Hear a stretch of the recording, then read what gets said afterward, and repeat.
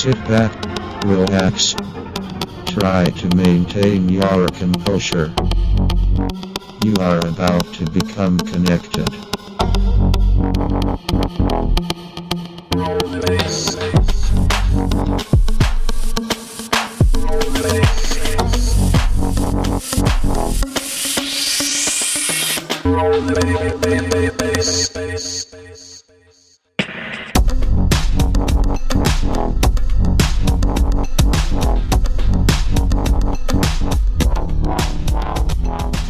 Okay, ladies and gentlemen, welcome to the Connect podcast number 16. We are at HomeGround headquarters.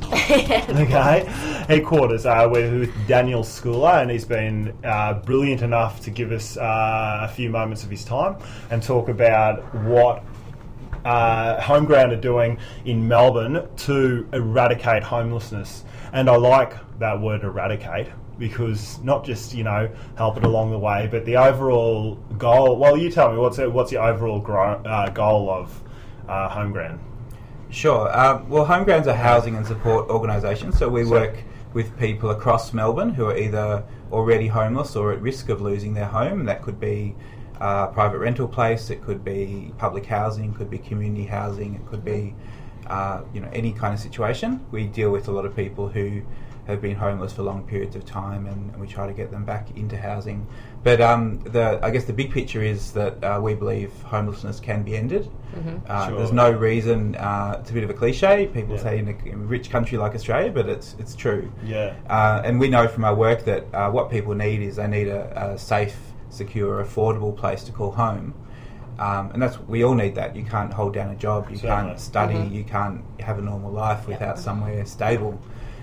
They need that, and often they also need some support. It might be support getting their health back in order, it might be counselling or other sorts of support services. But with that, when you can give people housing and support together, people do really well.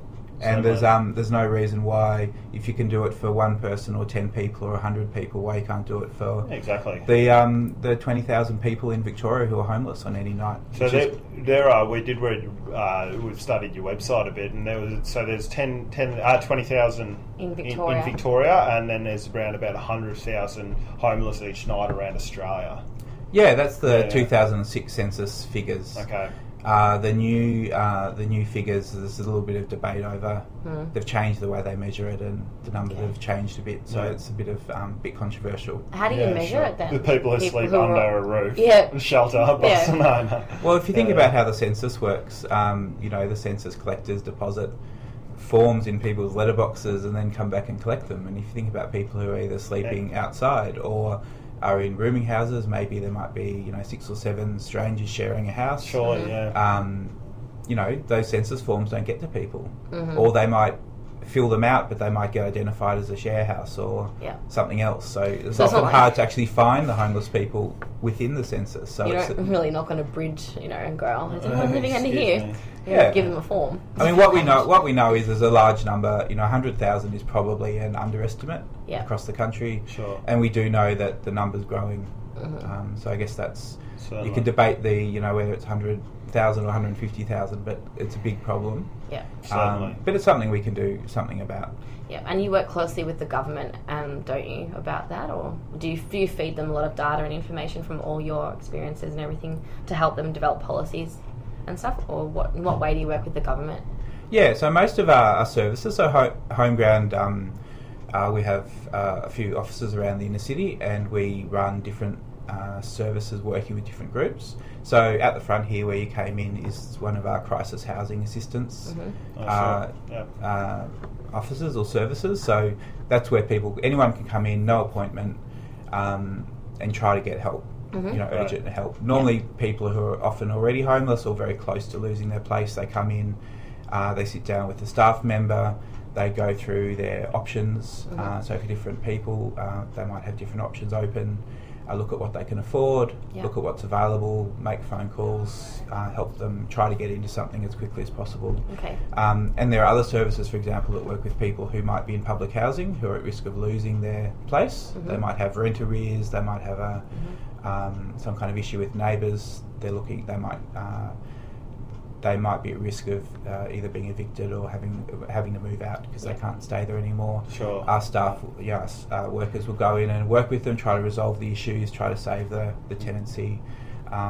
We work with women and children who are coming out of family violence situations. Yeah. Right, it's the leading cause of homelessness. Is women it? and children is family violence and Sure. family breakdown.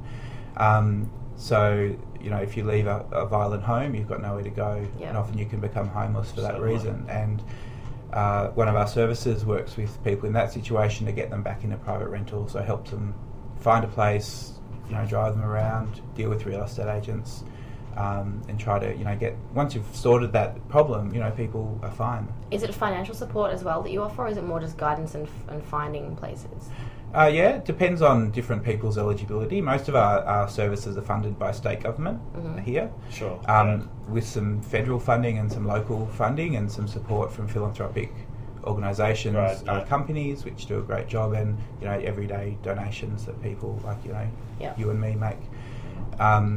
There is some financial support available for people depending on their situations. Yeah, and that wouldn't be an ongoing support. It's not like you guys provide like a Centrelink type social support in any way. Is it more just finding the home, and then once they've got a home, then your job's done?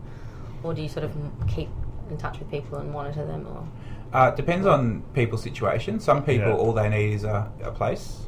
Yeah. But other people, particularly if they've been homeless for a longer period, people can get sick. They can develop mental health issues. Sure. They can develop drug and alcohol addiction. They can, become very disconnected from services yeah, and very distrustful of people. yeah, for so, sure, Totally. distrustful people. Yeah. so giving people a key isn't always the end of the story. So you Well- actually need to keep working with them and help them get settled into their So do you- place and established. Do you have like specific agents for different people and that sort of thing? Do you, a particular person will look after a group of people or a certain amount of people? Is that the way it works, or is it pretty sort of generalised around the whole? Problems get passed to individual people, or you give one person a carer sort of thing. Well, a lot of not really care, more of a support worker type role. A lot of our programs will have each person who is a client of the service will have someone who's their worker or their case manager. Sure. So, for example, the program that works with people who are at risk of losing public housing places, they will work with them for as long as necessary for the issue to be resolved. Yeah. We have another service that works with people who have come out of jail. Often people won't be even released from jail if they don't have somewhere to go. I saw they that can on the website. they yeah, stay so they can don't have stay a fixed address. They they can can't actually go stay anywhere. locked up even though they're entitled to be out of jail, which wow. is obviously no good in terms of rehabilitation Yeah. and getting their life back together. But it's Certainly. also like an That's extended crazy. jail sentence for no Yeah. fault of their own. Yeah. So that program, they work with people once they're in a place, help them reconnect, look at work, look at study, look at reconnecting with family and friends, all those kind of things that we all need. So I suppose- and that can take some time. I Yeah. suppose when you think of, when I think of homelessness, I relate it sort of a lot more to you seeing someone sleeping under a bridge, or you're driving by and you're seeing, so that sort of relates homelessness to me. So it's a bit of an eye-opener when, in a ratio, do you deal with those people much, or are you mainly dealing with people, who are in houses possibly going to be homeless soon, or what's the demographic that you deal with most? Well, one of the biggest myths or the biggest misconceptions about homelessness is that it's all old men sleeping under bridges, or with paper bottles, or people this people that you see begging in the city. So that's what most people think, because that's what you see. Yeah, that's right. Whereas the reality of homelessness is most of it's hidden. Yeah. So most people are either couch surfing or they're staying in rooming houses, which is becoming a huge problem. Landlords rent suburban houses. Yeah. Out and wherever, then they fill basically every room, a person per room. Often they'll subdivide the lounge room, put someone in the garage, put someone in the tent in the backyard. Everyone gets charged, $150 or $200 a week. Exactly. They make a fortune. $200 a week. People are desperate, so they take it. Yeah. What? But it's not safe. There's no privacy. No. Often they're families in those places, so Yeah. you've got parents who aren't comfortable with their kids going to the toilet at night because they don't know who else is in the house. You know, some rooms don't have locks. You know, all those kind of. It's completely, not completely unregulated. There are some registered rooming houses, but it's a largely unregulated kind of black market housing. So a lot of people are in those places, and you could walk past them and you wouldn't know. Yeah, that's right. So a lot of the problem's hidden, and a lot of it isn't just older single men. A lot of it is families, young people. International students, I've heard that's a real big problem because the rich, people overseas are sending their kids here to study, but they save all their money and they can pay the tuition fees, but they can't support their child living here. So they find that the students are having a lot of problems getting homes. Is that true? Yeah, we've had a few. Again, it's quite hidden, so it's hard to know how big the problem is. There's certainly the sort of people who congregate in one house, and have, well, they 10 people in 2 bedrooms. Yeah, I've visited a place near where I live in Northcote where it's above a trendy shop selling fashionable clothes, and upstairs there was about four bedrooms, and there were probably 12 or 13 students, international students living there. Wow. 3 beds to a room, half the size of this room. Right. Really grotty, revolting toilet. The kitchen, I wouldn't eat anything that came out of that kitchen. I can imagine. And they're all off, during the day studying, and that's the best that we can do for them in terms of home, and it's not good enough. No. So then how are you finding out about these hidden problems? Is it because they mostly just come in here, that's the only real way when you can help them is if they come to you? Or do you have some sort of way to track them down? Or do you actively go out and hunt people who are sleeping on the street or sleeping in crowded houses? Yeah, well, in terms of sort of all of the above a little bit. So in terms of rooming houses, it's not, we don't have the resources to go out and find them ourselves. It's local government, so local councils have the responsibility to regulate and monitor and register rooming houses, which is, and it varies a lot between councils, but largely I think they're not doing it. They're not up to the job basically. Yeah.